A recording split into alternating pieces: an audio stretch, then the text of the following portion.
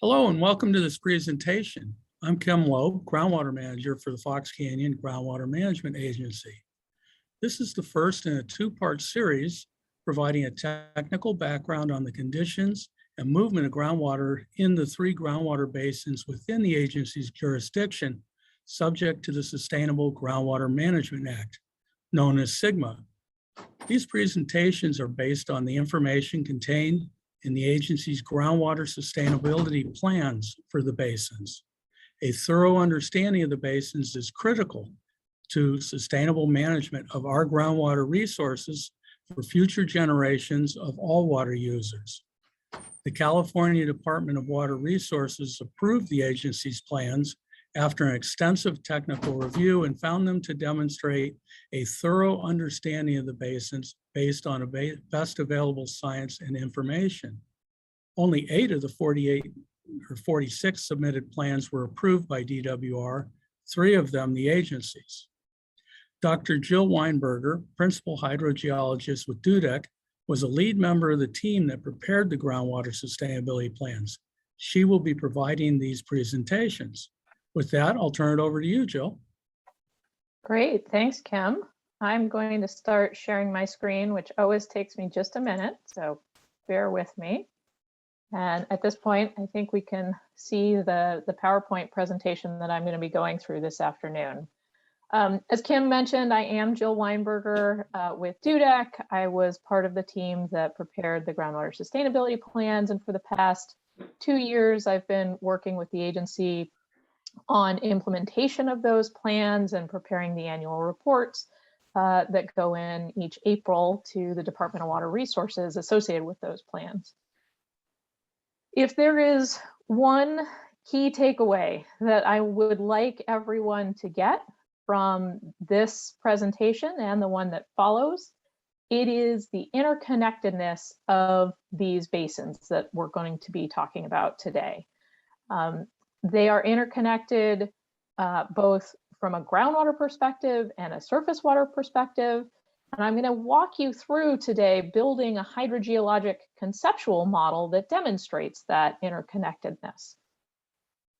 In this particular presentation, because you will notice that this is part 1 of 2 presentations, in this particular presentation, after I discuss the broader hydrogeologic conceptual model for the Oxnard, Las Posas Valley, and Pleasant Valley Basins, I'm going to then focus on the Oxnard Subbasin, the western portion of the Las Posas Valley Basin, which we call the West Las Posas Management Area, and the Pleasant Valley Basin. And so you'll see when I get to that point, I'll show you when I've started to narrow down the focus to those 3 areas today. And then the subsequent presentation will focus on the Las Posas Valley Basin in particular and really narrow down what's going on and looking at the hydrogeology of the eastern portion of that basin, the East Las Posas Management Area. So with that, I think we will dive in. Now I have to get my slides to advance. There we go. So this is the first slide speaking about building towards that building towards that hydrogeologic conceptual model. And this is really just a map. This is probably a map that many of us are familiar with already. We've seen these basins both in the documents of the GSPs and through DWR and on the agency's website. But it really bears looking at how these basin boundaries are defined, what are the different boundaries, and why are they there, in order to really fully understand why the interconnectedness of these basins is so critical to their management. So there are 2 primary boundaries shown on this map. The first one is the boundaries of the Department of Water Resources, DWR, basins. And those are shown in the shaded areas. And I apologize, I'm going to look that way every now and then because that's where my other screen is. But this purple shaded area over here is the Oxnard Subbasin. This light tan is the Pleasant Valley Basin, and the green is the Las Posas Valley Basin. The extent of the shading represents the extent of the Department of Water Resources basin boundaries. Now, The Department of Water Resources basin boundaries are based on a historical understanding of shallow sediment changes. Some faulting came into play, modified fault boundaries, and these boundaries are not set in concrete. They can be changed as new information comes to light or different administrative needs arise to maybe adjust these boundaries and make them more amenable to management. Nevertheless, under SGMA, each of these basins is required to prepare a groundwater sustainability plan. So that is why we prepared 3 separate groundwater sustainability plans, one for the Oxnard Subbasin, one for the Las Posas Valley Basin, and one for the Pleasant Valley Basin.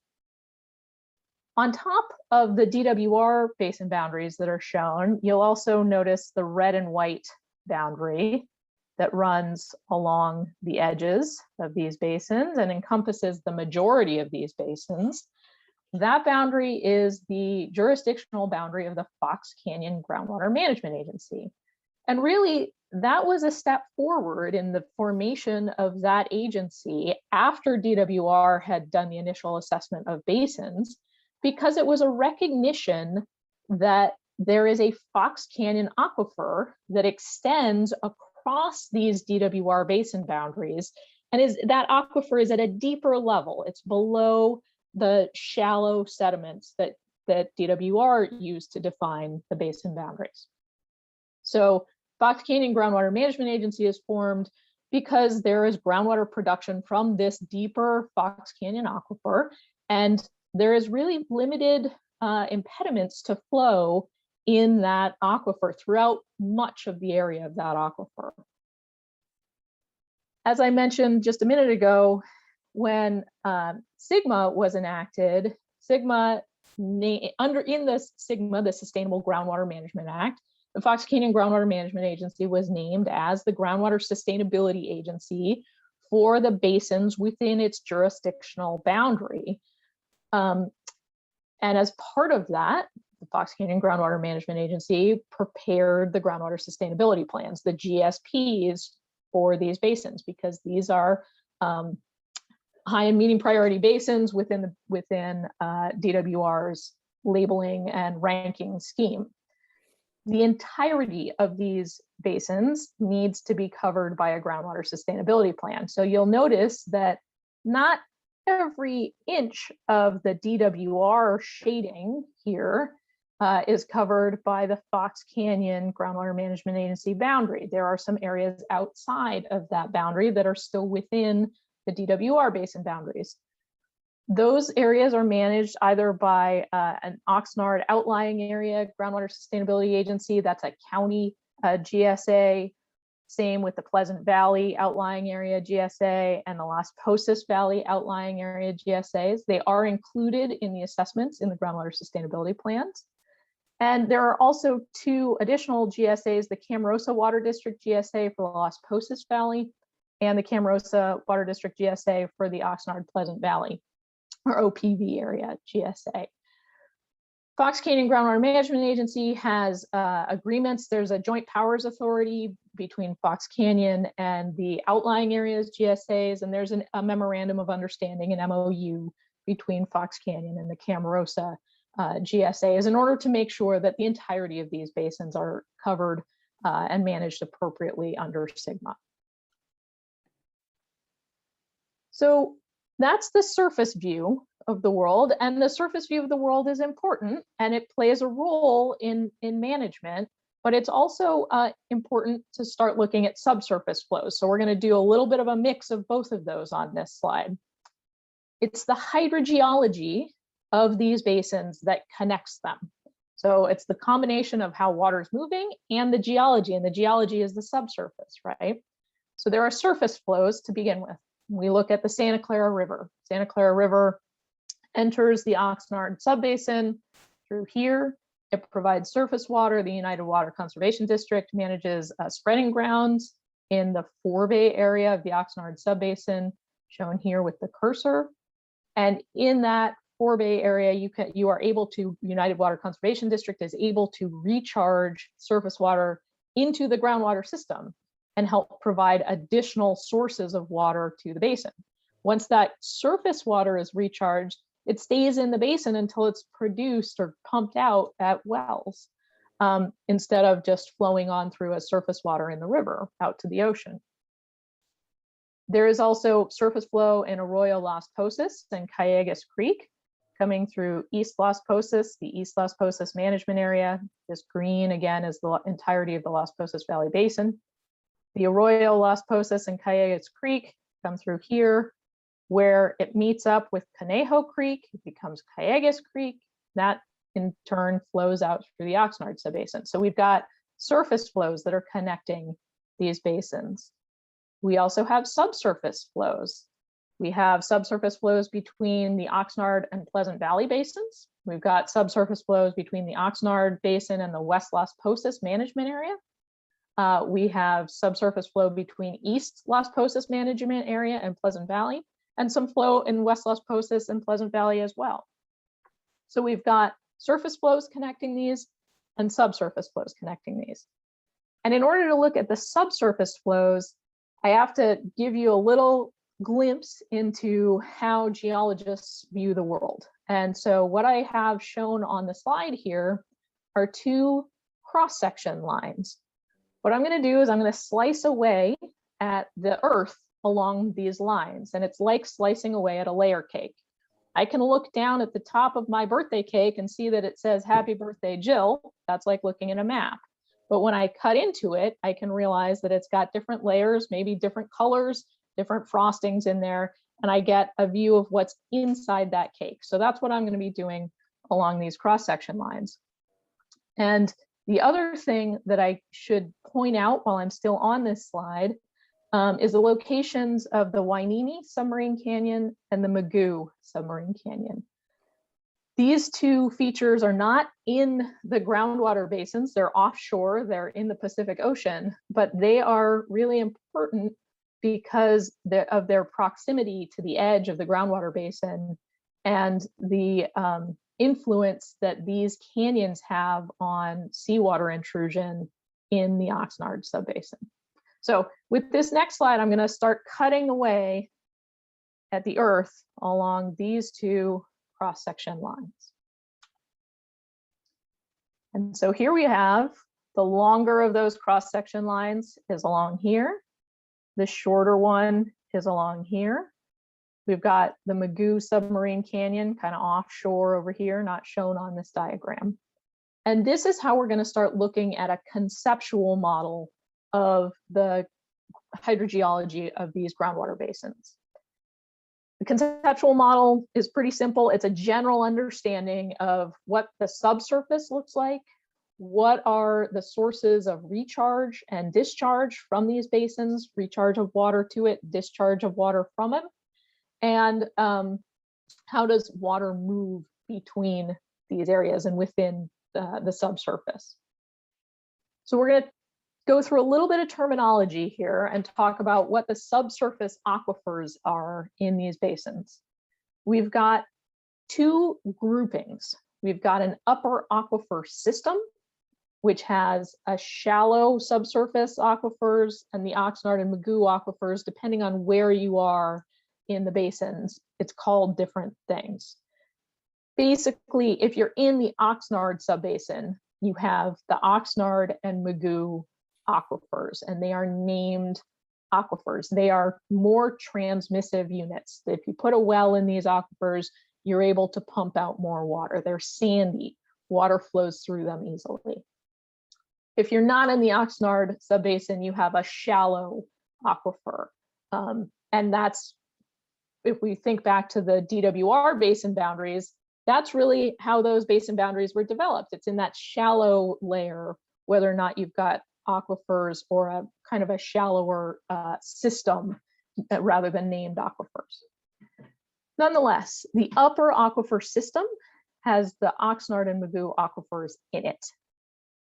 When you go lower in the earth, you go to lower aquifers. You have the Weinberger aquifer, the Fox Canyon aquifer, and the Grimes Canyon aquifer. So again, shallow is the Oxnard and Magoo, deeper is going to be the Hueneme, the Fox Canyon, and the Grimes. And you can see that just listed out in the corner of the slide off to the right. In between those aquifers, those transmissive units, you have clay layers that are less transmissive to water, and they can in fact impede the movement of water across them, both vertically and laterally through them. Those low permeability sediments are shown in green.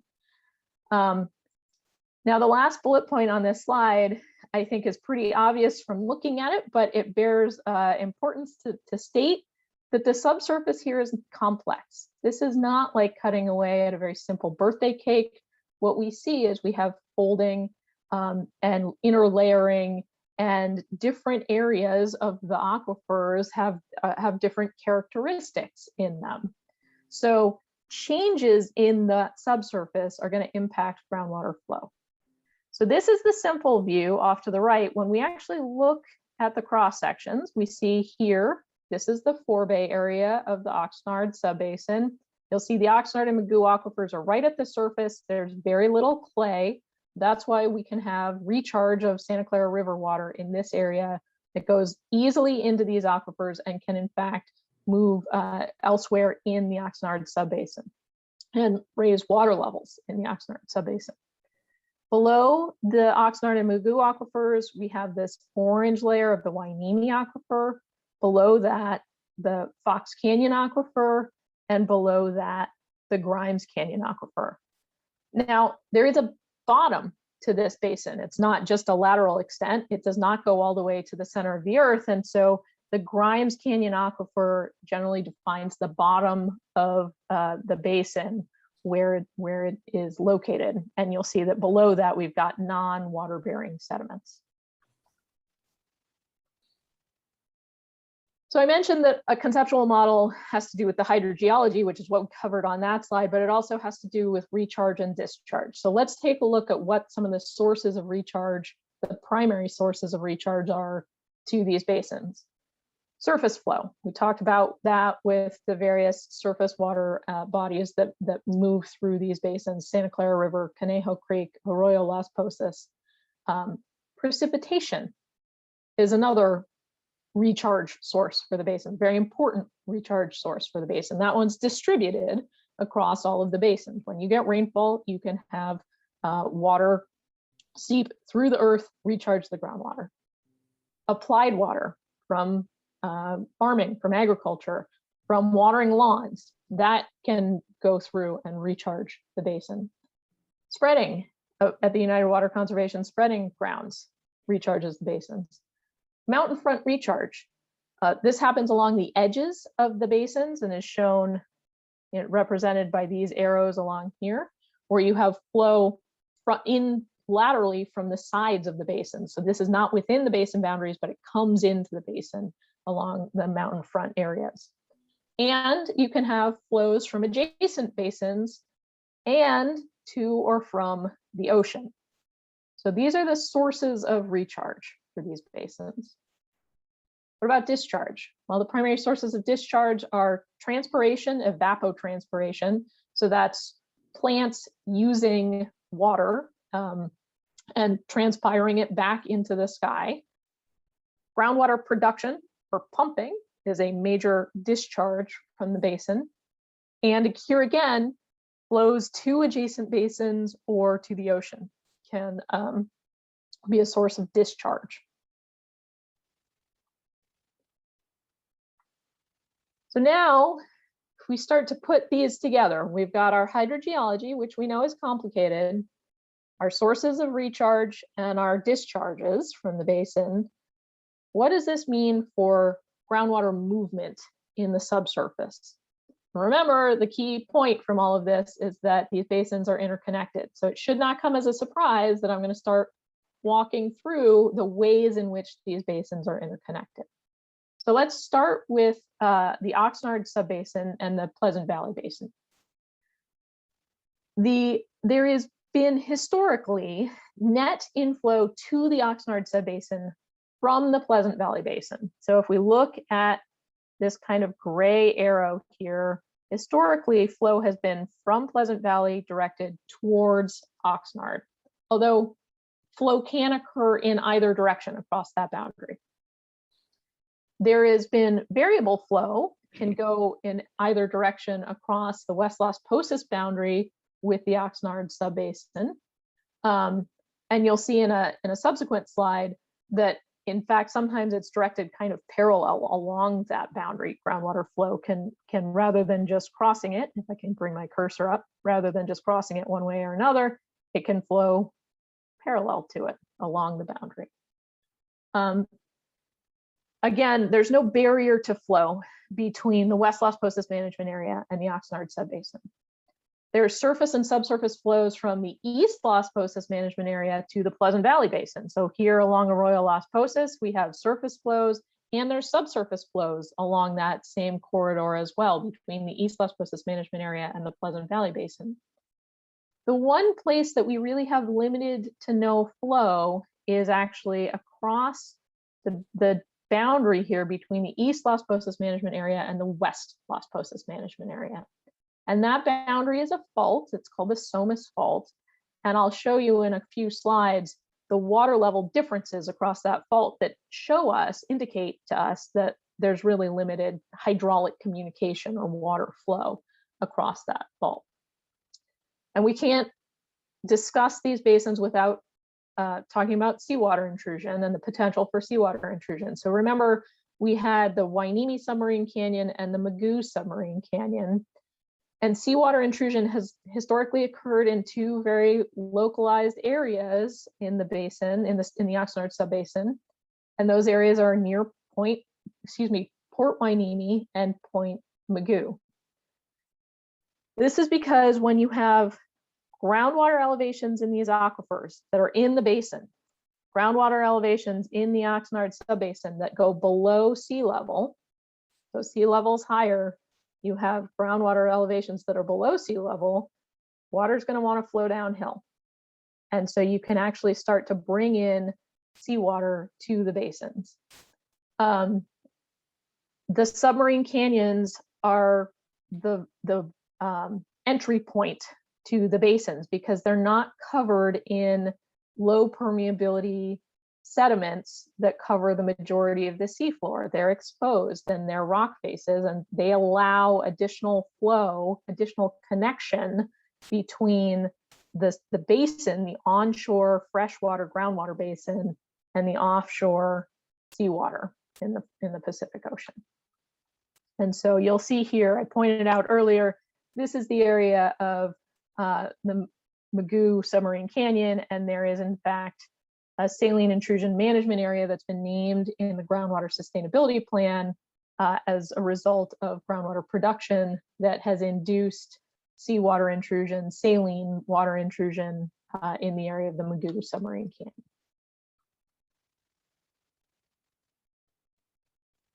Now, it's not just pumping that plays a role in influencing water levels. It's also important to look at the role of surface and imported water. And I think it's no surprise that groundwater demand is going to vary based on surface water availability. So when there's surface water available, groundwater demand drops. When there's surface water available, surface water can be spread, surface water can recharge the basin. When groundwater production declines, when surface water recharges the basin, groundwater elevations rise. You get recoveries in your groundwater elevations. There's also infrastructure that delivers surface water to offset groundwater production. So if you have surface water available to deliver someplace and offset groundwater production stops, again, you start getting a recovery in your groundwater elevation. So what are these that I'm talking about specifically as far as infrastructure is concerned, and some of the programs, historical programs that have occurred in these basins? One, we've got the pumping trough pipeline, which Santa Clara River water and groundwater is delivered to agricultural users in the Oxnard Subbasin.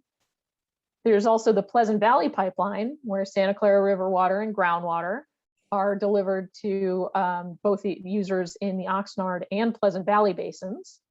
And then historically, there was a program of in-lieu water deliveries to the West Las Posas management area, the western part of the Las Posas Valley Basin, by Callegas Municipal Water District. That happened in the late 1990s, between 1995 and 2008. And during that time period, when surface water was delivered to groundwater users in that area, we saw groundwater elevations recover in the West Las Posas management area. I think this is actually the one point where I should have made a note for myself in this.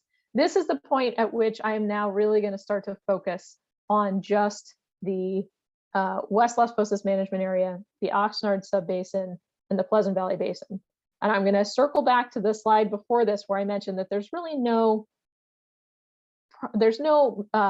evidence of groundwater flow, major groundwater flow interconnectedness across the Somas Fault. So we've got the Somas Fault here, and we don't see groundwater flow moving from East Las Posas into West Las Posas. And that's why we consider these basins today, these parts of basins, in one case, a management area, the subbasin, and the Pleasant Valley Basin, we're going to talk about in more detail today. And then we're going to come back in part 2 of this presentation and discuss the Las Posas Valley Basin and really zero in on the East Las Posas management area. So with that, we've talked about recharge, we've talked about discharge, we've talked about flow of water. What does this look like in the subsurface? I do not expect you to squint and read the map in all of its glory on the right-hand side of the screen over here. But what this map is, it's taken from last year's annual report, and it's a map of groundwater elevations in the Oxnard Subbasin, the West Las Posas management area, and the Pleasant Valley Basin. And it can be read in the report just like a topographic map. So if you think of a topographic map showing you going up a mountain, in this particular case, you're looking at groundwater elevations. They can go up to a high, or they can go down to a low on the map. And what we see if we look at the contour lines that I've highlighted here is we've got a minus 40 contour line. So that means it's 40 feet below mean sea level. Sea level's up here, 40 feet below it. Then we've got a minus 80. That's even lower. Then we've got a minus 120. That's even lower. And as we know, groundwater flows downhill. So what we see, if we look along another cross-section line, in this case, we're just looking at groundwater elevations. Point A is here, A prime is over here, A is over here, A prime is over here. We've got the Pacific Ocean at mean sea level, and we've got groundwater flow coming in from the Pacific Ocean towards this low point over here. That's shown by this arrow. Groundwater is moving towards that low point. When you go into the Pleasant Valley Basin, groundwater elevations are higher again. And so in the Pleasant Valley Basin, you've got water moving from the Pleasant Valley Basin towards this low point. And then I mentioned a couple slides ago that in this case, you've got groundwater movement that's more or less parallel to that boundary between the West Las Posas management area and the Oxnard Subbasin. So this is how these different processes come together to influence flow in the subsurface. And then the last point on this slide is to note that within the West Las Posas management area, there's actually more groundwater flow that's directed to the east, because this is another low point in the eastern part of that management area. And this is where it's really stark looking at whether or not there's flow across the Somas Fault, because we see we've got a minus 120 contour. So again, sea level's up here, minus 120 is way down here. Just across that fault boundary, if I can pull my cursor up again, here's our minus 120. Here's our approximate fault. Just to the east of that, we have groundwater elevations that are positive 250, positive 130. So in this case, sea levels here, these groundwater elevations are well above sea level. And we can picture that fault as acting a lot like a dam does. You can have a wall of a dam, you got your water sitting there behind it, but the water on the other side is way down at the bottom. And so that's really what's going on in the subsurface here, and that's acting as a barrier to flow.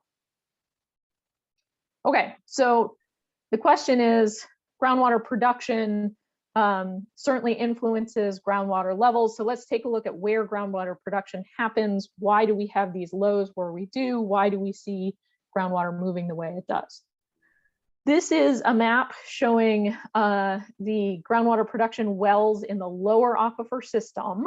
So Hueneme, Fox Canyon, Grimes Canyon aquifers in Oxnard, Pleasant Valley, and West Las Posas management area. And the size of the dot and the coloring has to do with how much production comes from these wells. And then the shape and the part of the coloring has to do with where they're screened. So if we look at groundwater production overall, over a long-term average, 1985 to 2015, in the lower aquifer system, the average was approximately 53,000 acre feet per year. More recently, when we start looking at 2016, 17, 18, and up to currently, it's a lot more variable. 2016 was quite high, 62,800 acre feet, whereas more recently, we've been seeing a declining trend somewhat, but I want to caution you on a couple of things. First of all, this 2020 value is a partial water year reporting, and the Fox Canyon Groundwater Management Agency was in the process of switching from a calendar year reporting from January 1st to December 31st to a water year reporting, which is October 1st to September 30th. So this is a partial year, so there's a limited ability to correlate that to a trend in this case. And it's also still preliminary data. I think these numbers are still expected to change. In 2021, I will also say that these are definitely preliminary results. They are expected to change. And in this particular case, for this presentation, it does not include groundwater production from the West Las Posas management area yet. Those numbers are still being worked out as we speak. So this is production from the lower aquifer system. Let's take a look at production and production well locations in the upper aquifer system. Remember, the Oxnard and Magoo aquifers are the shallow aquifer system. Long-term average is 58,200 acre feet per year. That's that 1985 to 2015. More recently, it's been below that. 30s have been pretty average.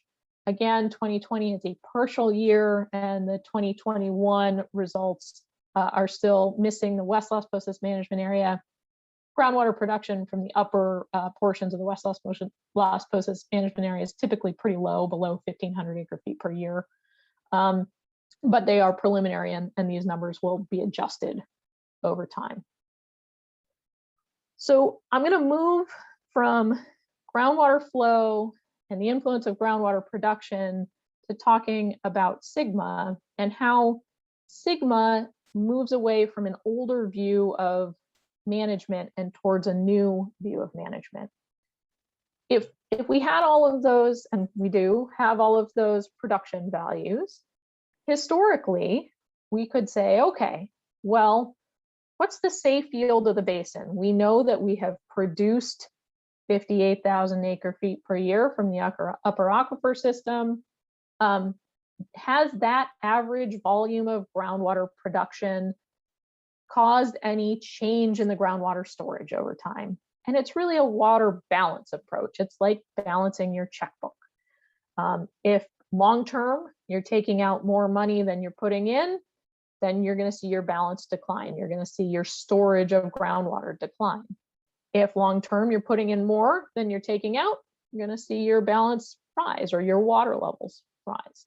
That's the historical view of the world, the safe yield concept. And under safe yield, if you balance out the outflows with the inflows, then you've got your safe yield and you can produce at that rate.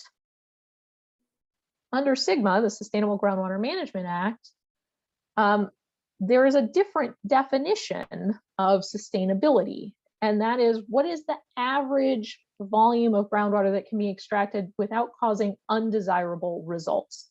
So that's a sustainable yield under SGMA. And so that begs the question of, well, how are you going to define undesirable results? And Sigma does that in a certain respect. Each local agency was allowed to define the undesirable results, but those results had to be connected to specific sustainability indicators. And so these sustainability indicators are chronic declines in groundwater elevation, significant and unreasonable loss of groundwater and storage, significant and unreasonable seawater intrusion, significant and unreasonable degradation of groundwater quality related to groundwater production, significant and unreasonable land subsidence, again, related to groundwater production, and significant and unreasonable loss of interconnected groundwater and surface water. And in order to adequately assess the sustainable yield and look at all of these components, we can't just look at our conceptual model, we need to now move to a numerical groundwater model. So in the GSP, the United Water Conservation District model of the Oxnard, Pleasant Valley, and West Las Posas management areas of this, excuse me, I should say the Oxnard Subbasin, the Pleasant Valley Basin, and the West Las Posas management area. That model covers those areas. So this United Water Conservation District model incorporates the understanding that there is connection between West Las Posas and Oxnard, between Oxnard and Pleasant Valley. And the model was used to investigate the production rates that mitigate undesirable results. United Water Conservation District was contracted to run the modeling, and the modeling scenarios were developed by the Fox Canyon Groundwater Management Agency and Dudek.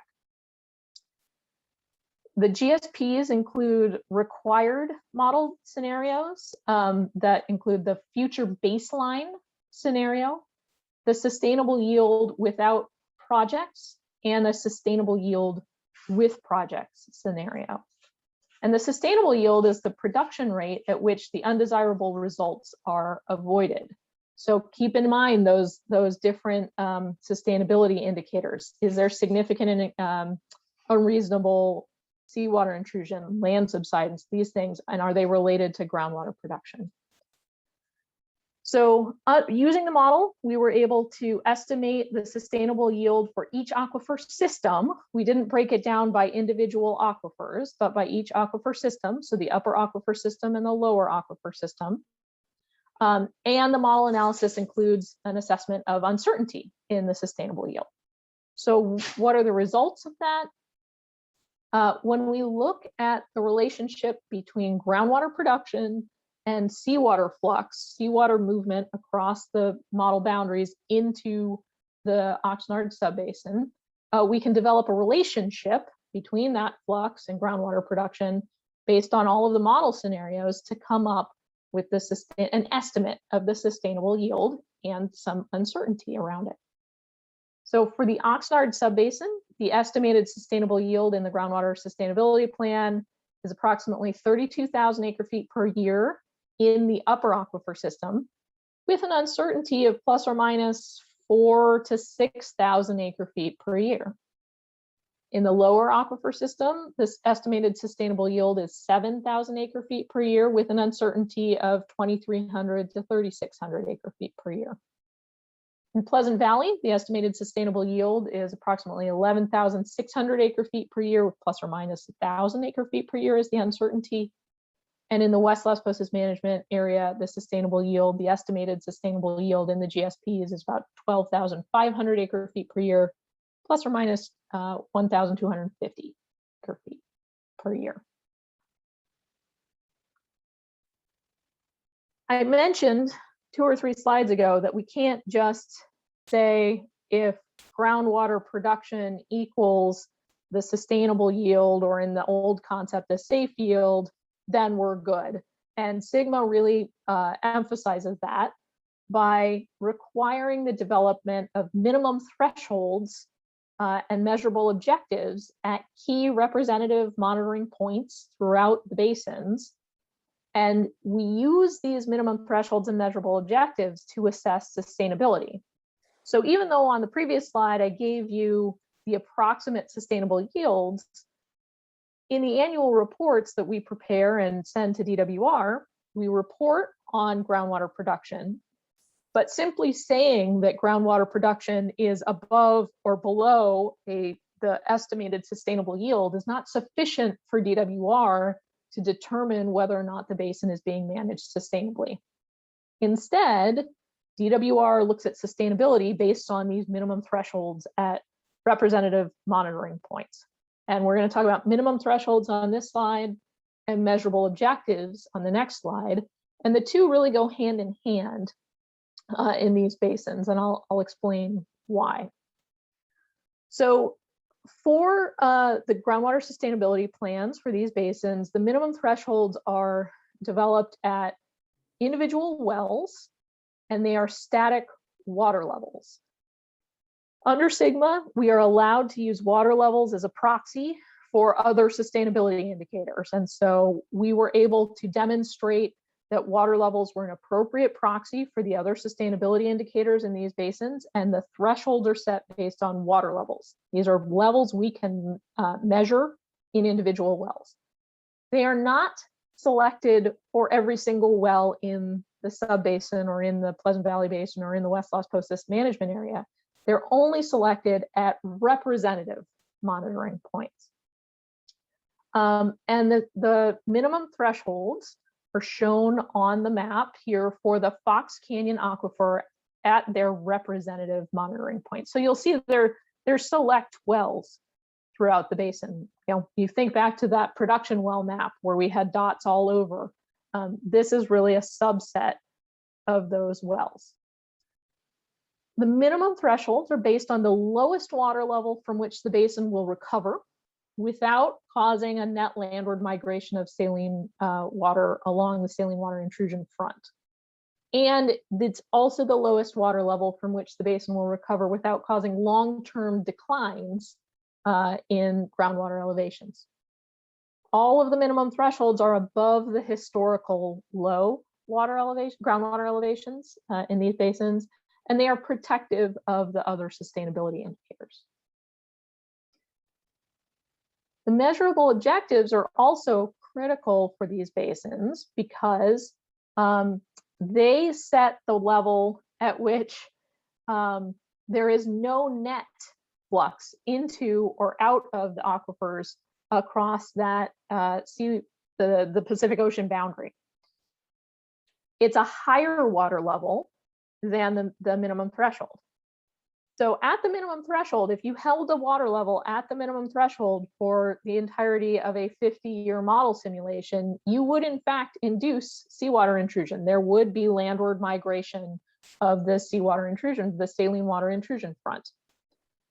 However, we understand that there's a need to have variation in these water levels. So the intent is not to hold water levels at the minimum threshold, but periodically have them get to the measurable objective and even higher, so that we can balance out times when there's water coming in from the ocean and times when there's water coming out back towards the ocean. And that way you can hold that seawater intrusion flux, seawater intrusion front in place. So the measurable objectives are also static water levels. They're selected at the same key wells as the wells for the minimum thresholds, and they're higher water levels than the minimum threshold. They, because they're higher than the minimum threshold, are also above the historical lows and are also protective of the other sustainability indicators. Last, but certainly not least, is the development of projects to increase the sustainable yield of these basins. There are several project types that are needed, several project types that have been evaluated, and several projects that have been submitted for grant funding to the Department of Water Resources, I believe earlier this month. So what are the project types needed? Well, we need those that will provide supplemental water to increase the sustainable yield. This would be additional groundwater recharge or in lieu programs, surface water deliveries, projects that can maximize the reuse of recycled water, projects that'll investigate other options, ocean or brackish water desalination. Those are all important projects to bring up the sustainable yield, very directly providing additional water to the basins. There's also room to improve the lateral and vertical production from these aquifers to bring up the overall sustainable yield. So shifting production into different areas can actually raise the overall sustainable yield of the basins. That'll require infrastructure, well installations, well destructions in some cases. And projects that directly address the undesirable results, seawater intrusion, degraded water quality, chronic declines in groundwater levels, or loss of groundwater in storage. So there's a tremendous amount of work that's being put into analyzing project implementation and feasibility, and getting to a cost per acre foot of water for these various projects, in order to provide both stakeholders and the board with the data that they need for policy decisions regarding management of these basins. And with that, I will thank everyone for your time and thank you for sitting through this presentation. I hope you will come back for part 2 of this presentation, looking in more detail at the Las Posas Valley Basin and the East Las Posas Management Area. Thank you so much.